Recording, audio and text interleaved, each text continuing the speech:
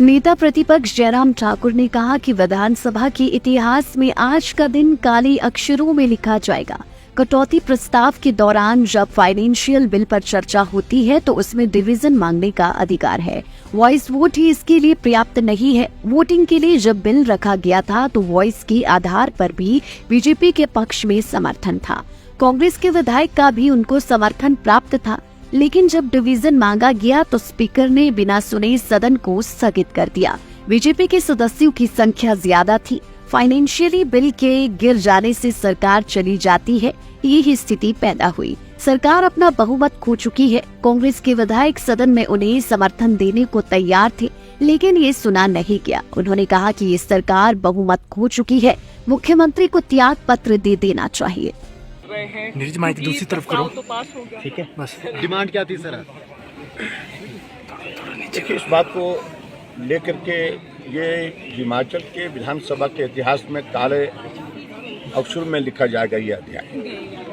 जब financial bill पर discussion होता है, कट मोशन में पर्टिकुलरली मैं अगर बात करूँ, उसमें प्रोविज़न है कि आपको डिवीज़न मांगने का अधिकार है। वॉइस वोट ही पर्याप्त नहीं होता है।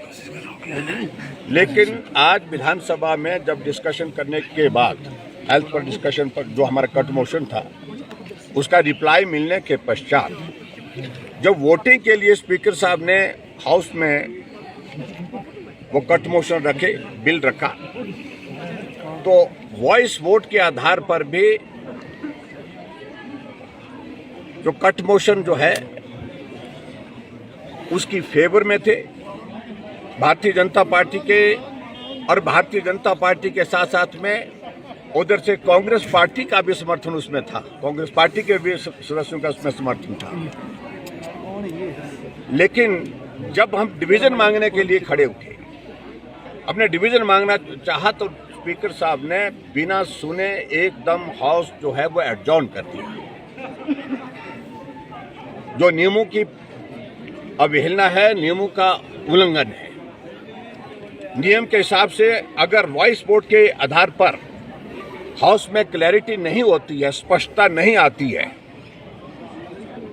तो डिवीजन मांगा जाता है।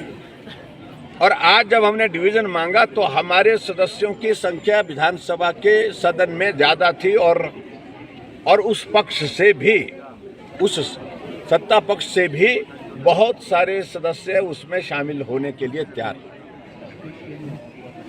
लेकिन ये सारी चीज को देखते हुए, क्योंकि फाइनेंशियल बिल अगर पास नहीं होता है, गिर जाता है, तो सरकार चली जाती है। और आज यही स्थिति हिमाचल प्रदेश की विधानसभा के अंदर हुई है। एक तरह से सरकार अपना बहुमत खो चुकी है। क्या कांग्रेस पार्टी के बहुत सारे सदस्य आज इस बिल में भारतीय जनता पार्टी के पक्ष में खड़े होकर के अपना समर्थन देने के लिए तैयार थे। लेकिन जब डिवीजन नहीं दिया गया, वॉइस वोट पर ही उन्हें निर्णय करके, वो भी सुना नहीं, सुनते ही जैसे आवाज पूरी निकली नहीं, उसके बाद ही तुरंत उन्हें एडजॉर्न कर दिया हाउस। ये दुर्भाग्यपूर्ण है। और मैं ये कहूँगा, वर्तमान हिमाचल प्रदेश की सरकार अपना मैंडेट खो चुकी है, और मैं आज मांग करता हूं कि मुख्यमंत्री को त्याग पत्र दे देना चाहिए तुरंत प्रभाव से। ये सरकार अब बहुमत में नहीं है। आप कह रहे हैं कि सरकार बहुमत में नहीं है। जो विधायक भी कांग्रेस की जो टिप्पणी नहीं करना चाहूंगा, वो तो 5 बजे के बाद जब काउंटिंग आपने कहा सर कांग्रेस के कुछ विधायक भी समर्थन कर रहे थे। हाँ, तो समर्थन के लिए खड़े हुए थे। हमारे आपसे संपर्क हुआ था ना? हमसे संपर्क में है ही, सब बहुत सारे लोग हैं। लाइफ टाइम्स टीवी के लिए शिमला से सोनी की रिपोर्ट।